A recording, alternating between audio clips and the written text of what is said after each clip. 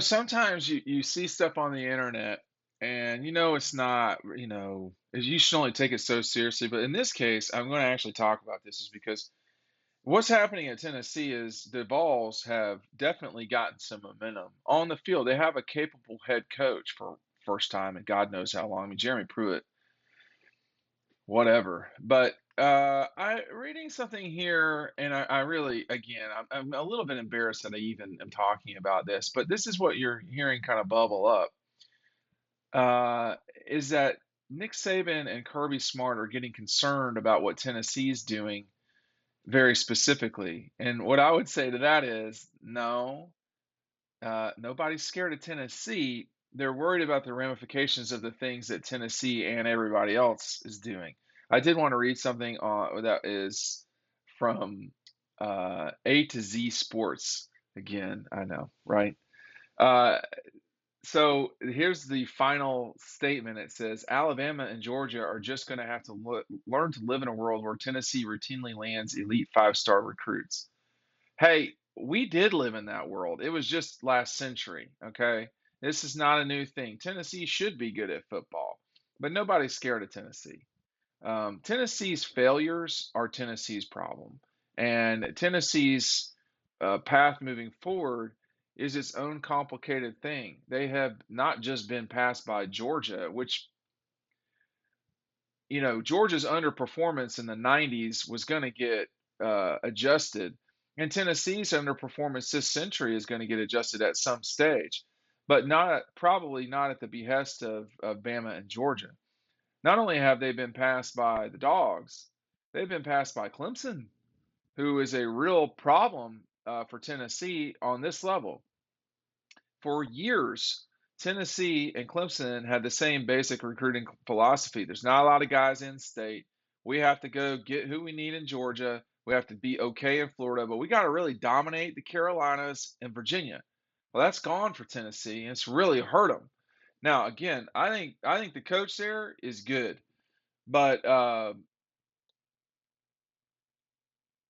I do think what happens sometimes, and we saw this recently with Florida, who also should be very good and is not, is you get programs that are on the upswing, but moving from number 5 in the East to number 3 or 2, that's not the same thing as scaring the last two teams that won the national championship. And you do see delusion in the form of the written word that comes out often during these times.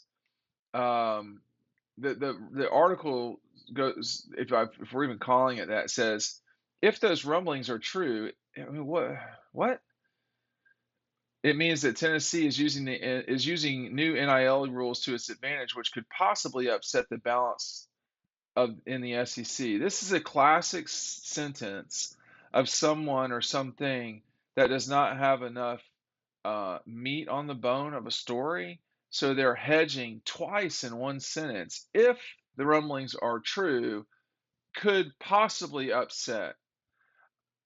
I mean, all right.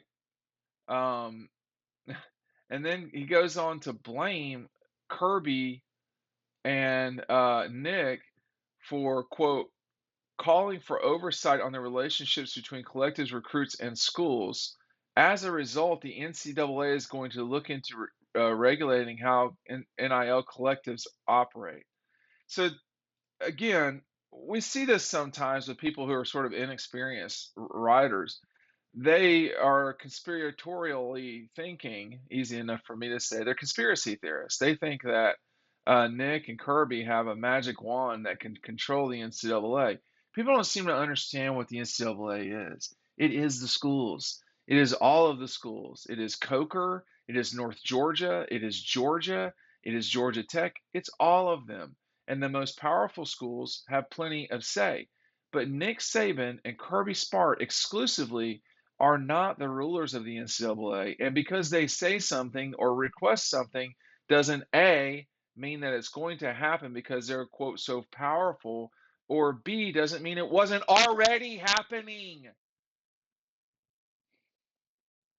We see this a lot in media, and it's really a ridiculous way of going about doing things. And this is not a criticism of regular media at this stage. I'm talking about sports media. Y'all are going to get my heart rate up for no reason. Look, Tennessee has finally gotten to where they're more appropriately should be, which is not in the dregs of the SEC East, not getting their ass whipped by Vanderbilt, right? They are moving up the way they should be. They should be a top four SEC East school, and they should occasionally win the league. Well, at least the division. They're not close to winning this league.